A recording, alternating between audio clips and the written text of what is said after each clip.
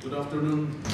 As on today, total positive cases in the state stands at 112. And the number of active cases are 104. All positive persons are receiving medical care at the designated COVID-19 hospitals. Active surveillance is going on to prevent further spreading of the infection.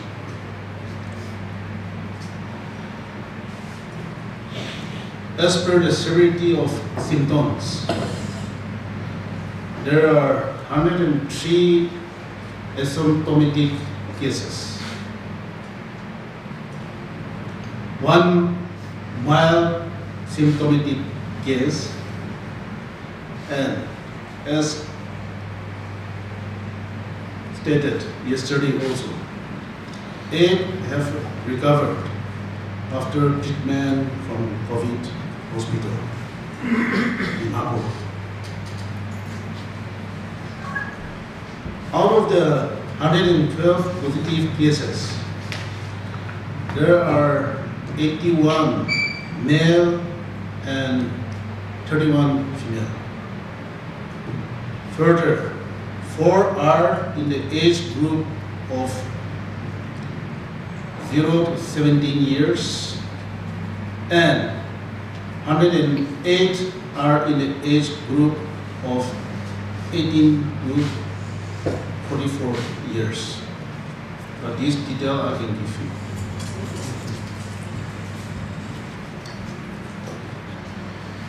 The cabinet meeting was held yesterday, and briefing was given by the Health and Family Welfare Department on the latest status of COVID-19 pandemic in the state. The cabinet deliberated on the existing SOP for the returnees, and considering the need for further strengthening it, decided inter alia to also provide for allowing paid quarantine to those returnees who wish to avail of it, encouraging and enlisting private labs to conduct tests for COVID-19 at the government-approved rates, designating police quarantine for inmates indulging in unruly or delinquent behavior, and enlisting cooperation and involvement of the tribal bodies and government officers, associations for providing food, etc. in the institutional quarantine. The cabinet also decided for getting the details of quarantine returning workers, such as name, address, village, mobile phone number, past work experience, or the trade engaged in, particular skill proficiency, etc., for developing institutional mechanisms for skill up, upgradation, and training, so that people who stay back are able to get gainfully employed and earn their living. It was also decided that mechanism will be put in place for registering anyone who wishes to go out of the state for work, so that all the details are available and government is in a position to promptly reach out to anyone outside the state who is in distress and provide assistance should any such need arise in future. The cabinet also asks the DGP to identify persons circulating fake or deceitful videos and messages pertaining to COVID-19 in the social media and punish them as per the law. Regarding the ongoing exercise of bringing in the returnees to the state, a bus carrying 29 passengers from Jammu and Kashmir is reaching Nagaland today. Tomorrow, 34 passengers from Madhya Pradesh are reaching by bus, and a special train from Maharashtra and Gujarat carrying 938 persons will reach Dimapur. After the high power committee was formed, as you know, we had a meeting with the district task force Kohima. We have come to know their problems also, and we have come closer. And even Dimapur task force also, we had a meeting with them. And we have understand their problem.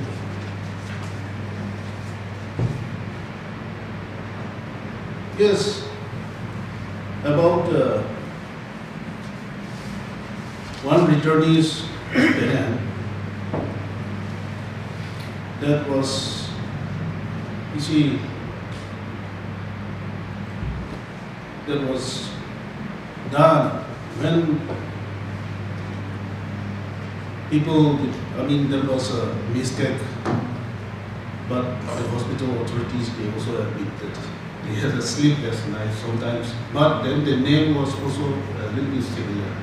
So that is why I think everybody should understand that it was not the intention, but sometimes those who does, they make a mistake. So as of now, from here I'll pass on to my friend Mmhonlumo. Once again, very good afternoon to all of you. I want to thank all of you for coming. This is the second press conference that we are having after I was made a spokesperson. One of the features you would have noticed, which we mentioned last time, is that all the committees and in charges which are manning the war room are present in this press conference from both the medical department and home department, and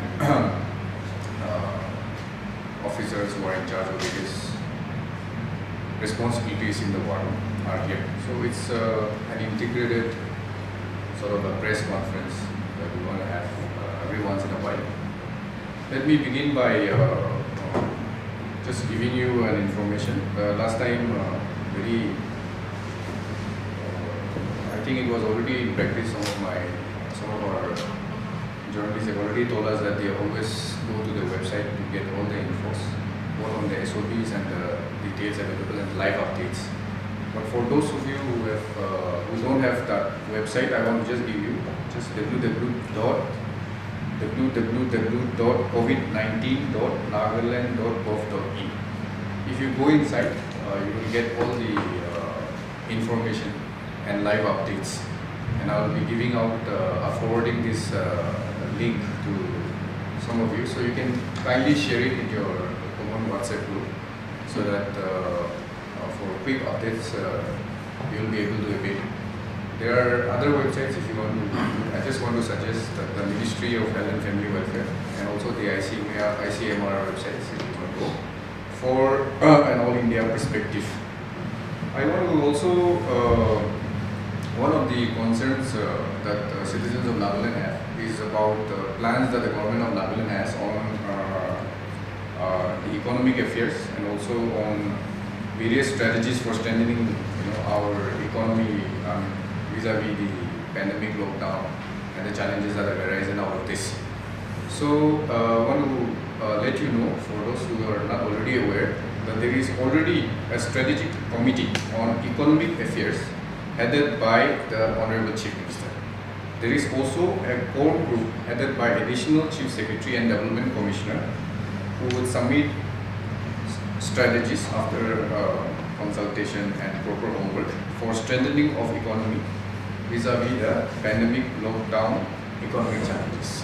So these are the two committees which exist and which have been having several rounds of discussion and assessment of the situation in Nagaland.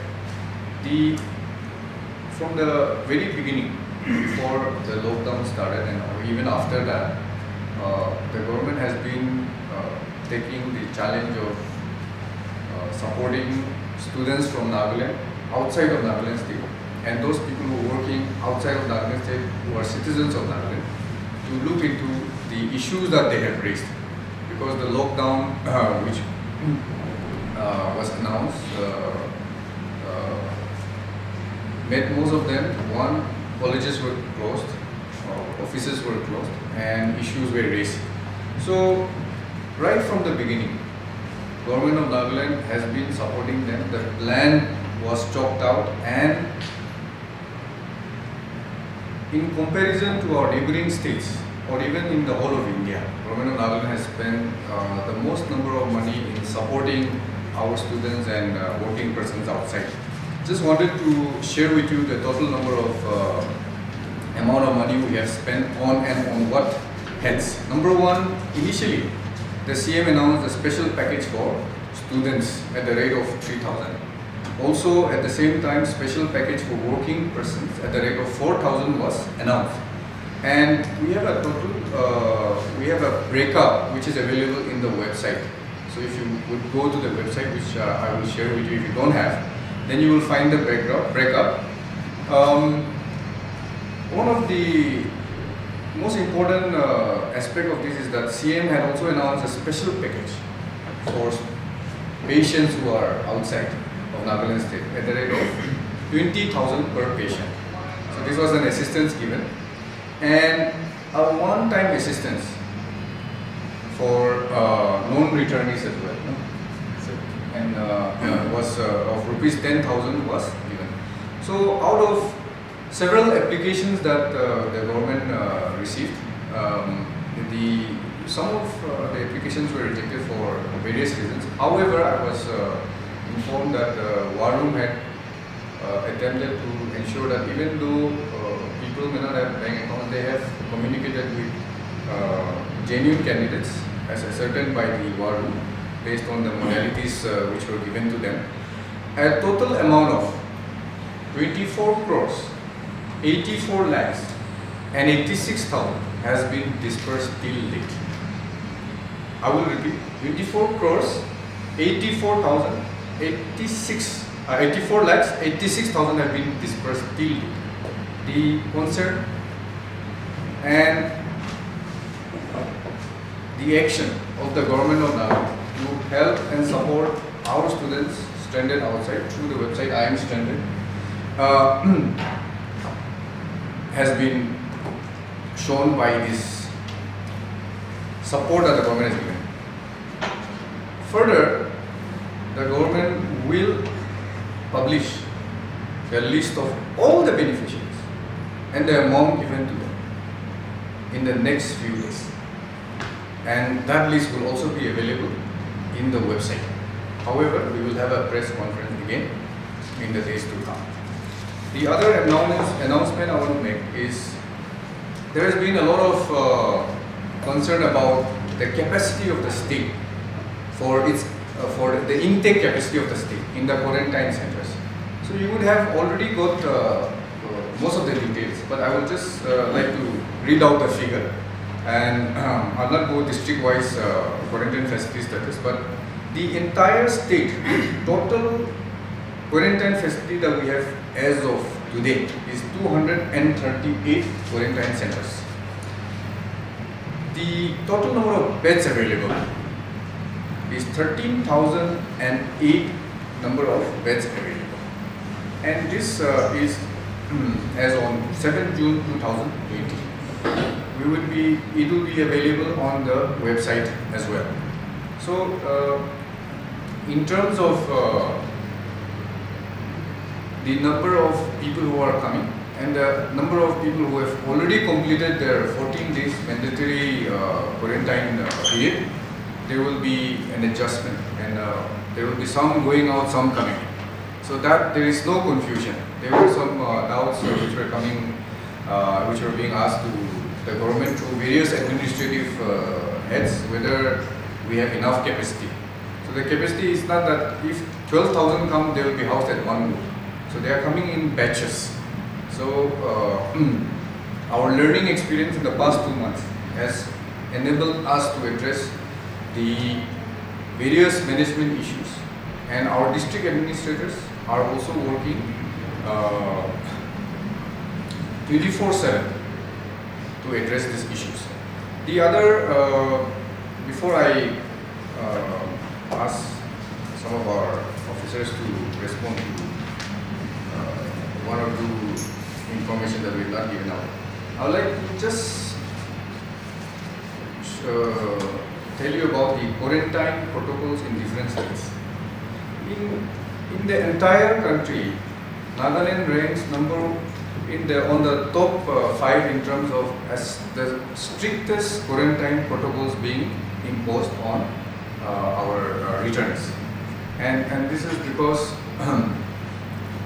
we were ramping up our facilities, our testing capacities in the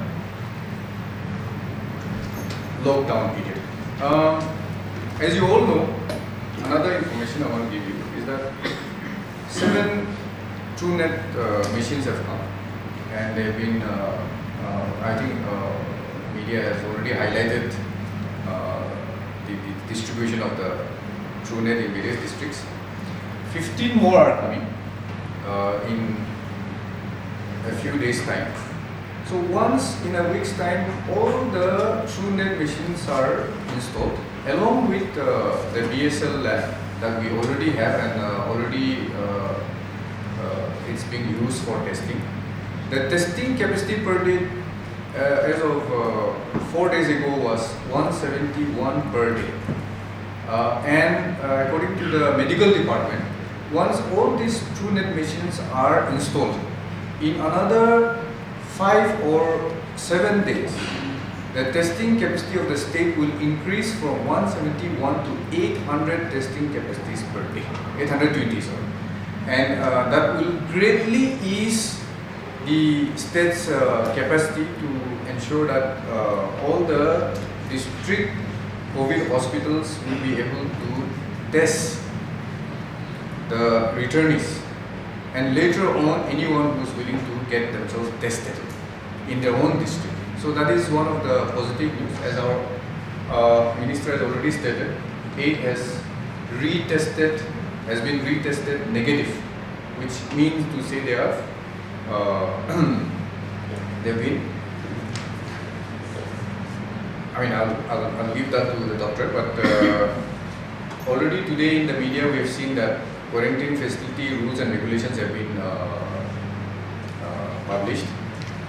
This, as our minister has said, is to respond to the various challenges we have had. One of the clarifications that I would like to make is that a lot of people are asking us about the SOPs. See, the main framework and the policy structure remains the same. There are certain changes or certain SOP reviews which are done to respond to current and unforeseen challenges. So it does not mean that we have changed the entire SOP. SOP review is done in every occasion, every situation. SOPs are meant to respond to challenges, and it cannot be static. It's a dynamic document.